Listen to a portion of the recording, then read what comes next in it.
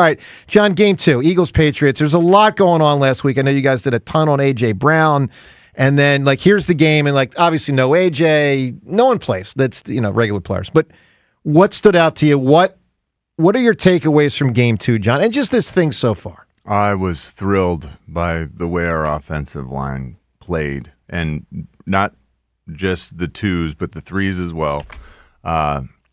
We're going to be bullies again. And thank God for that, because that's what makes this team run, no pun intended. Right. That's what makes this team great. And Shipley, Carson, Steele, who's not a fullback, by the way. He is a tailback if you take a look. He can catch the ball and run, man. That guy looks like he's a tailback. He's a big tailback. Yeah. The O-line made those guys look good. Imagine what Saquon will look like. Yep. With holes that gaping. My gosh, it's beautiful. It's beautiful the way Chris Cooper, great job. He's got the O-line rolling. And everyone remembers what we look like when the O-line works. The run game is so intimidating. Everyone stacks things to stop the O-line. That opens everything up downfield. Now we just need healthy wide receivers to throw the ball to. That would help.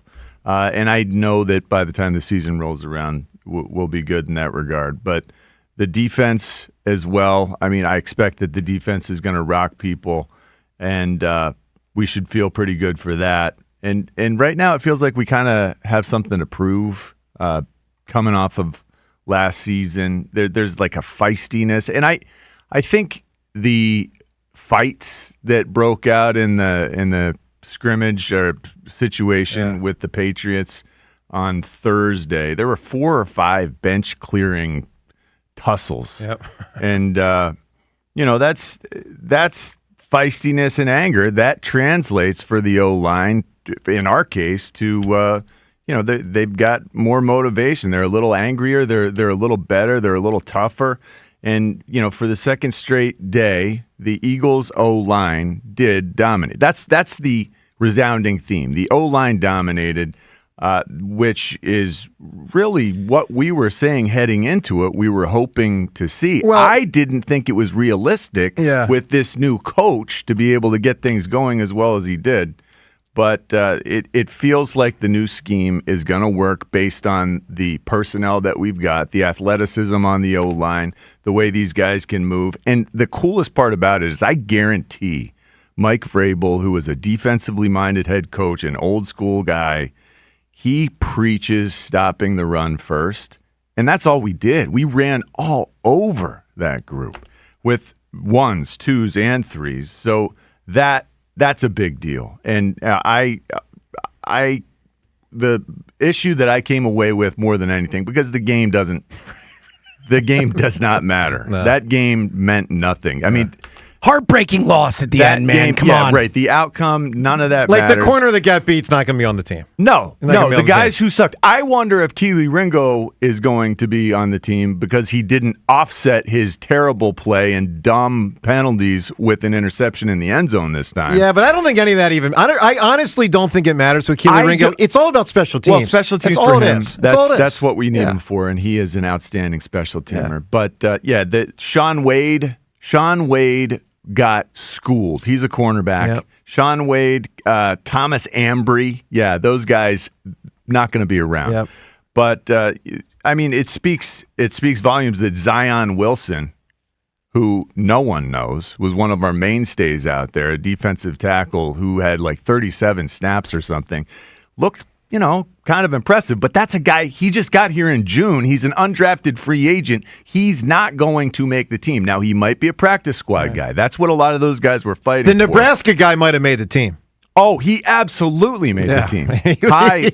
He looks pretty good. He's got 3 sacks. Yeah. He had 2. Yeah, he has turned things around, and one of the greatest. I don't know if you heard Vic Fangio's quote about him. He was on life support previously. He certainly is playing with a lot more confidence. Was he talking about that guy or Bohm? Couple turnarounds lately. Yeah, you're right. Major turnaround. Alec Bohm, it's like he's putting I was worried. No, I'm like not trying Rhea to derail you. was. Keep going. I was worried like Rhea was yesterday that, oh man, Alec Boehm was. How are we going to drive anyone home? Yes. Yeah. You know, he's now leading the team in RBI. I think. He's got a shot Schwarber's leading Major League Baseball in home runs, which feels great. I know. But no, Schwarber is still ahead in RBI for what it's worth, but Boehm's really? up there. Yeah, he's second.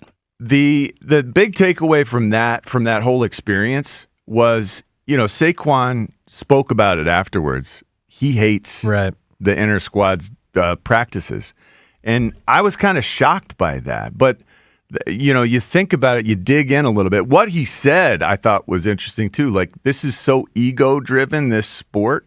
You've got these guys out here, especially when you've got 90-man rosters and you've got multiple fights. Like, I saw, watching what went on around the NFL, I see a guy getting suplexed in the Cowboys Saints camp. Saw that Literally, one. Suplex. Yeah.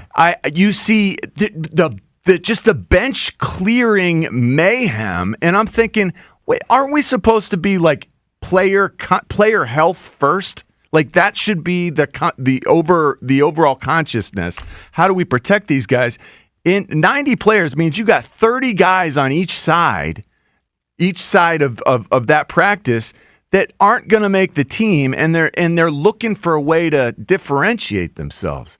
You have a bench clearing fight.